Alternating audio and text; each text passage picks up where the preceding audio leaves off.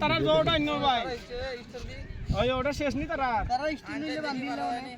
Stand দিয়ে বো ফারা নি তারা শেষ নি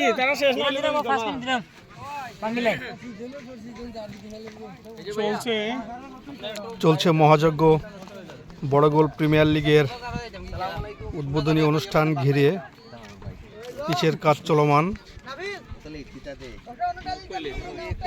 প্রত্যেকটা মানুষ আনন্দিত এবং সবাই খুব আনন্দ নিয়ে কাজ করছেন এখানে।